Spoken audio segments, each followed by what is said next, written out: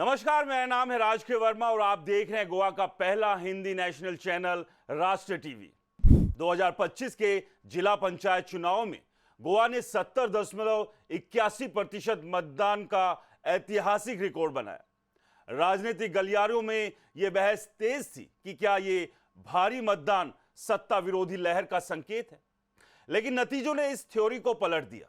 पूरे गोवा में भाजपा एमजीपी गठबंधन ने 50 में से 32 सीटें जीतकर यह साबित कर दिया कि ये उच्च मतदान दरअसल सरकार की योजनाओं और संगठन की अजेय पकड़ पर लगी मोहर थी। पूरे राज्य की कहानी भाजपा की संगठनात्मक मशीनरी और विपक्ष के बीच के भारी अंतर को दर्शाती है। भाजपा ने न केवल अपने आधार को बचाए रखा, बल्कि एमजीपी के साथ रणनीतिक तालमेल बैठाकर ग्रामीण गोवा के हिंदू और मराठी भाषी वोटों को पूरी तरह एकजुट कर लिया। दूसरी तरफ कांग्रेस, आप, आरजीपी और गोवा फॉरवर्ड फ्रेंडली फाइट के नाम पर एक दूसरे का वोट काटते रहे, जिसका सीधा फायदा भाजपा को मिला। वोट शेयर का कड़वा सच, आइए आंकड़ों से निकले पूरे गोवा के औसत वोट शेयर को एक साथ रखकर देखते हैं।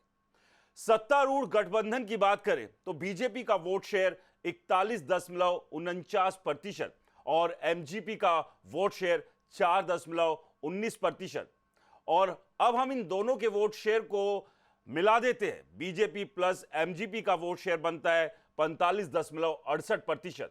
और वहीं दूसरी तरफ विपक्ष की बात करें तो इसमें कांग्रेस का वोट शेयर है 19.97%, आरजीपी का वोट शेयर है 9.24%, आपका वोट शेयर है 4.33%।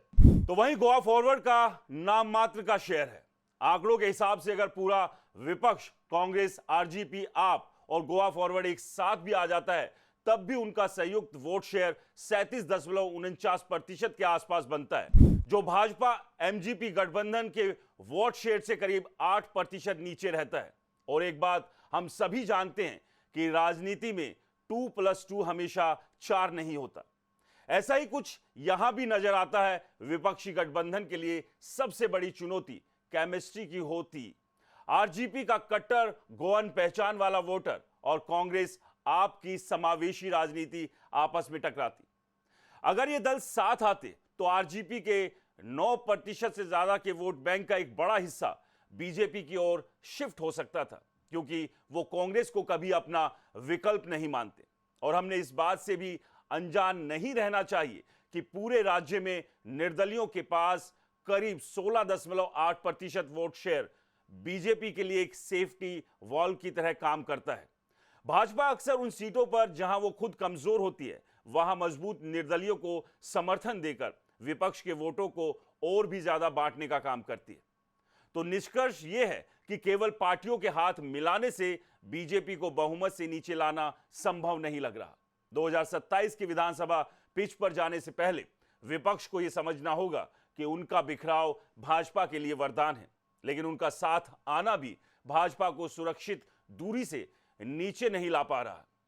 भाजपा के पास अच्छा खासा वोट प्रतिशत है, ठोस वोट बैंक और संगठित बूथ मैनेजमेंट है। 2027 में बीजेपी को हिलाने के लिए विपक्ष को न केवल एकजुट होना होगा, साथ ही एक ऐसी विराट राजनीतिक लहर पैदा करनी होगी जो बीजेपी के इस वोट प्रतिशत के फासले को पाट सके। वरना फिलहाल के आंकड़ों के अनुसार बीजेपी पूरी तरह से सेफ नजर आ रही है। लेकिन गोवा की राजनीति को समझने वाले ये भी मानते हैं कि गोवा में विपक्षी दलों का गठबंधन संभव नहीं है।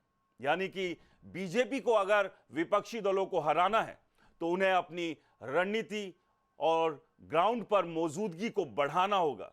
सिर्फ प्रेस कॉन्फ्रेंस कर, 4 फोटो खींचकर वो जनता का विश्वास नहीं जीत सकते।